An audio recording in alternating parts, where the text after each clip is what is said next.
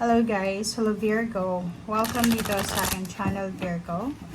Alamin natin kung anong messages, vibration, gabay, energy para sa lahat ng Virgo.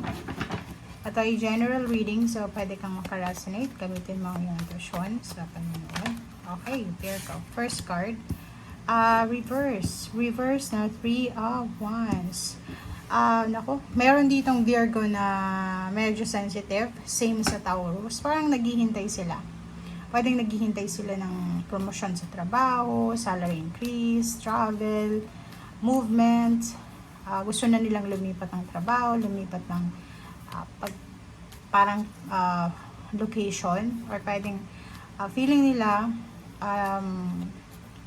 nasa stagnant silang situation. Etong pakiramdam ng 3 of Wands na yan is stagnation. Sobrang tagal na inip na. Okay? Inip na siya sa paghihintay kung kailan ba darating yung hinihintay niya, matatapos itong paghihintay niya, or paano pa man. Okay.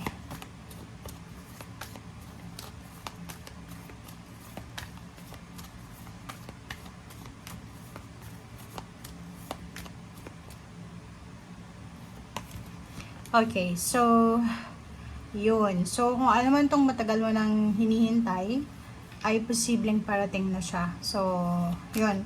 Sinasabi sa'yo ng barahan na konting tiis, konting tiyaga pa, konting paghihintay pa.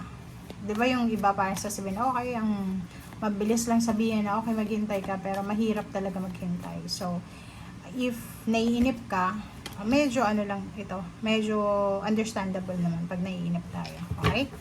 Six of Swords is either ang tagal mong nagpaghihintay dito na makaalis ka na sa isang napakahirap na sitwasyon, or dito sa lugar na hindi mo gusto, parang gano'n. So, may iba sa inyo dyan na gusto nyong as soon as possible makapag-travel na kayo, 'di ba? Makalipat na kayo ng bahay, makalipat na kayo ng trabaho, matapos na kung ano man tong dapat tapusin. It's either projects, it's either plano. Basta may ina-anticipate kayo dito. Comment down below if you resonated. And nakikita ko sa inyo dito na medyo nawawalan kayo ng pasensya sa sobrang paghihintay. So, wag kang masyadong mainip kasi kung makikita mo to, nasa reverse na yung Hangman, ibig sabihin matutuloy na siya.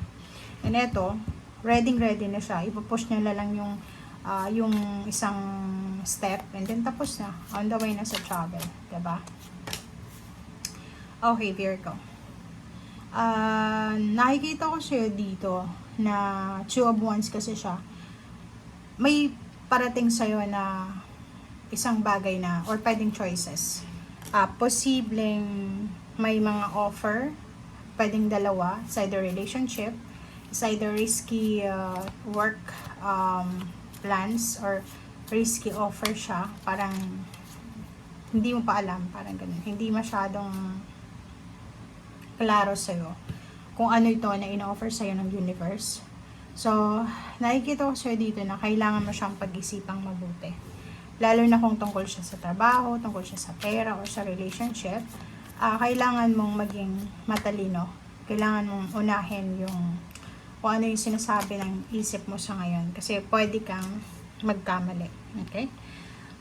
Wag mo masyadong excited. Kasi may Ace of Wands dyan. Pwedeng yung excitement mo, siya yung maging dahilan para mainis ka. Kasi minsan, masyado tayong nag-iisip ng nag-overthink, nauuna na yung isip natin. And yun yung parang dahilan kung ba tayo na-disappoint. Okay?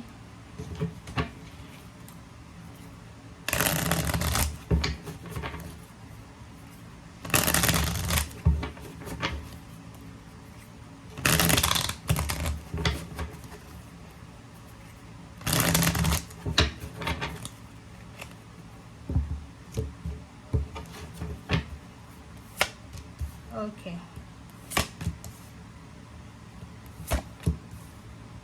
Wow. Ang 3 cards na to is either partnership sa negosyo or partnership sa relationship. Nakikita ko na parang may iba sa inyo na willing na i-let go kung ano man tong sa either work or business para sa isang relationship, or pwedeng may willing silang i-give up na relationship para sa kanilang business. So, posibleng merong relationship na maghiwalay, or pwedeng meron silang tatakasang isang problema relationship, or anything na kailangan nilang takasan. Parang ganun yung energy. So, mag-iingat ka kasi nandito yung the devil. So, etong actions or etong plano mong gagawin sa ngayon, kasi parang nakikita ko may balak kang takasan yung obligation mo, may balak kang i-abandon na yung situation. Ang nararamdaman mo sa ngayon or itong pinaplano mo is pwedeng temptation lang siya. So mag-iingat ka kasi may paparating sa yung good news eh. Pero once na nakapag-desisyon ka na, at ang good news na parating sa'yo is magiging useless na siya. Okay?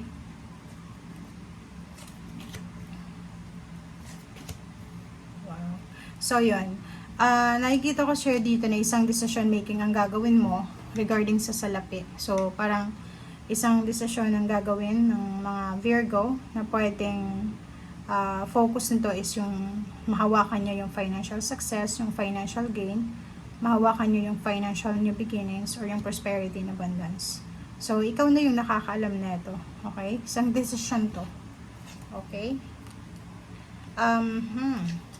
So, nakikita natin dito na parang ang feeling nyo, sobrang stagnation na pinagdadaanan nyo sa ngayon, pagod na kayo sa paghihintay, pagod na kayo sa pakikipaglaban sa hamon ng buhay, sobrang pagod tong nakikita natin. Okay? So, sinasabi sa'yo ng baraha dyan na if pagod ka, magpahinga ka. Kasi, atong 9 of Wands is, ang energy niya is yung sobrang tagal niya ng ipinaglalaban kung ano yung dapat ipaglaban sa buhay. Relationship or money. Parang sobrang hirap na siya na makipag-deal sa kanyang mga burdens, sa kanyang problema sa araw-araw. So, parang pasan niya yung buong mundo. Parang ganun. So, nandito yung Ace of Cups. Sinasabi ng barahan na kailangan mong kontrolin ang emosyon mo. Okay? Kasi nandito ka sa 9 of Swords eh. Parang umiiyak ka sa gabi, medyo sensitive, medyo nakakaramdam ka ng hindi mo may paliwanag na self-pity, parang ganun. Nakakaramdam ka ng hindi mo alam kung saan patungong direksyon itong tinatahak mo, parang ganyan. Meron kang mga regrets, may mga pinagsisisihan ka sa ngayon. Pero sabi siya ng baraha, huwag mong masyadong kontrolin yung sitwasyon sa ngayon kasi wala kang kontrol. Ang Panginoon lang ang may control dito. Okay, maraming nangyayari ngayon na hindi mo gusto. And kung ano mang nangyari ito, it's either decision mo yan or it's either universe ang may decision yan para i-redirect ka. Pero, hindi mo dapat sisihin yung sarili mo kasi nakikita natin dito sobra-sobra yung pagsiself-pity mo. Okay? So, ingat-ingat ka sa mga iniisip mo. And as much as possible, hanapin mo kung ano yung pwedeng magbigay sa'yo ng saya, magbigay sa'yo ng kalma sa iyong buhay. Thank you guys. Bye!